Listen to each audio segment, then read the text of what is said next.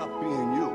You let people stick a finger in your face and tell you you're no good. And when things got hard, you started looking for something to blame, like a big shadow.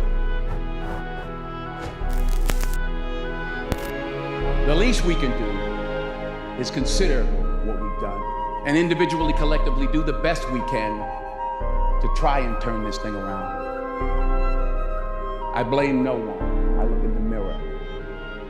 On the other side of it, what an opportunity we have, because tomorrow's the first day of the rest of our lives. So what an opportunity we have. A huge part of the reason that people fail is because they don't ever set up the criteria for success. The world ain't all sunshine and rainbows. It's a very mean and nasty place, and I don't care how tough you are, it will beat you to your knees and keep you there permanently if you let it. You, me, or nobody is gonna hit as hard as life. But it ain't about how hard you hit. It's about how hard you can get hit and keep moving forward. How much you can take and keep moving forward.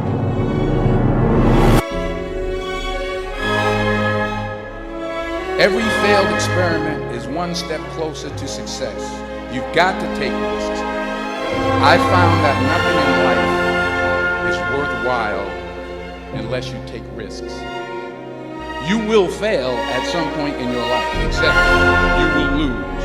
You will embarrass yourself. You will suck at something.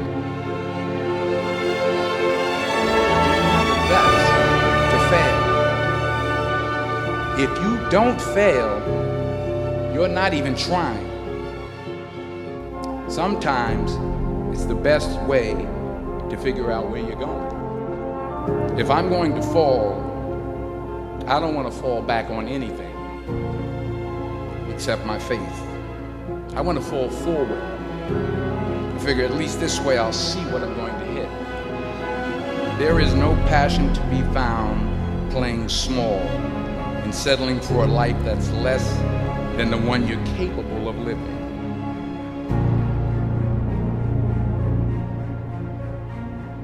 There's a certain delusional quality that all successful people have to have. You have to believe that something different than what has happened for the last 50 million years of history. You have to believe that something different can happen. The road to success is through commitment and through the strength to drive through that commitment when it gets hard. And it is going to get hard and you're going to want to quit sometimes, but it'll be colored by who you are and more who you want to be. Since success is a very narrow line and very unlikely, the probability that you're going to stumble on it randomly is zero. And so there's a proposition here, and the proposition is, if you actually want something, you can have it. Did you think, I need to pack this in? No, I don't ever give up. I mean, I'd have to be dead or completely unconscious. Why do you care about somebody else? You told me you're in charge of your own destiny. You said you're in competition with yourself. The day that you give up on you is the day that you gave up on your dream. So if you're in the business of giving up on your dream, then I don't think you're in the business of your dream. I think you're talented. So why don't you stay true to what you do? It was words like that that really made me get that skin, thick skin to deal with Hollywood and rejection. And when I heard no 1,000 times, it started to roll off my back. When I got that one yes, I made the decision to never hear no again. So it's those stories that really would help that younger generation that's coming up in that business to say, you know what, I'm going to stay true to my dream because there is life at the end of the tunnel. And I'm pure prime example of that life. I've been in the business 19, 20 years, but in the last 5 and 6 has been successful. Failure is wonderful. You want to hit home runs? You better be willing to strike out a lot. You better be willing to fall down a lot. But what do you do when you fall down? You say, see, I told you I was a failure. Then you get up and say, well, that didn't work. Don't do it.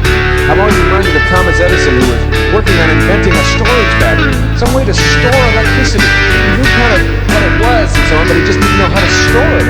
And he had tried 25,000 different combinations. He still didn't have a storage bag.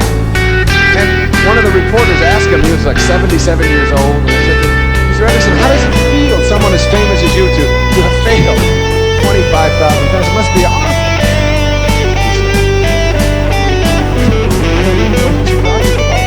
He said, today, I know 25,000 ways not to make a battery.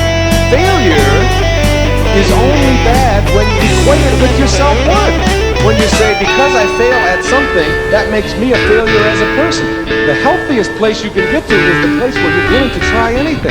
Healthy people will try virtually anything. And they're not afraid. They don't live by their customs. They don't live by their traditions and the rules.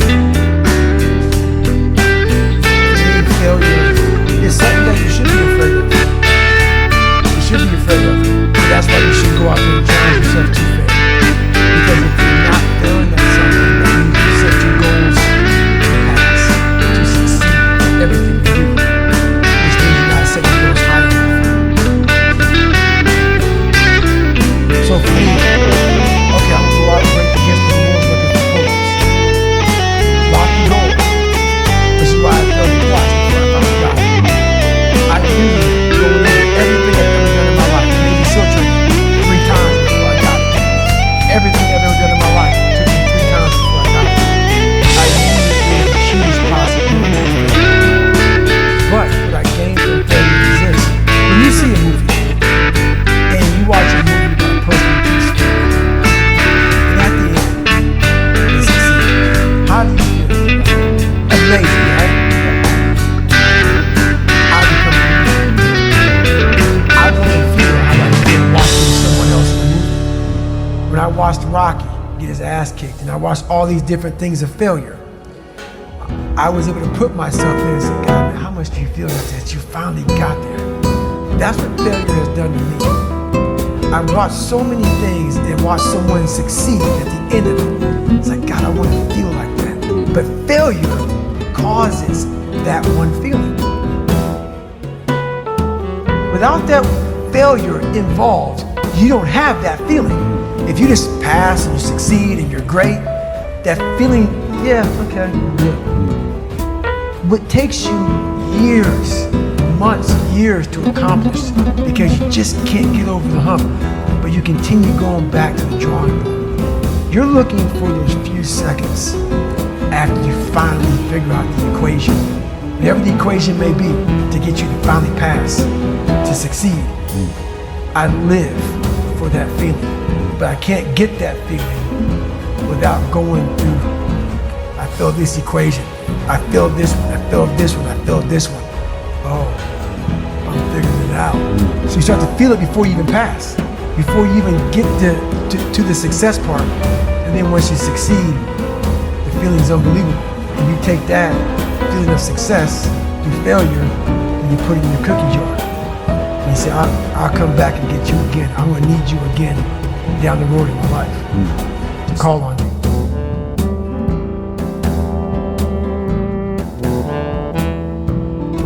You know, it's always a little bit frustrating to me when people have a negative relationship with failure. Failure is a massive part of being able to be successful. You have to get comfortable with failure. You have to actually seek failure. Failure is where all of the lessons are. You know, when you go to the gym and you work out, you're actually seeking failure. You want to take your muscles to the point where you get to failure because that's where the adaptation is. That's where growth is. Successful people fail a lot. They fail a whole lot more than they succeed, but they extract the lessons from the failure and they use that the energy and they use the wisdom to come around to the next phase of success. You gotta take a shot. You have to live at the edge of your capabilities. You gotta live where you're almost certain you're gonna fail. That's the reason for practice. Practice is controlled failure. You're getting to your limit, getting to your limit, getting to your limit. You can't lift that, you can't do that, until you get to the point that all of a sudden your body makes the adjustment and then you can do it. Now, if you know what you're worth, now go out and get what you're you're worth, but you gotta be willing to take the hits and not pointing fingers saying you ain't where you want to be because of him or her or anybody. Cowards do that, and that ain't you. You're better than that. What are you going to do with what you have?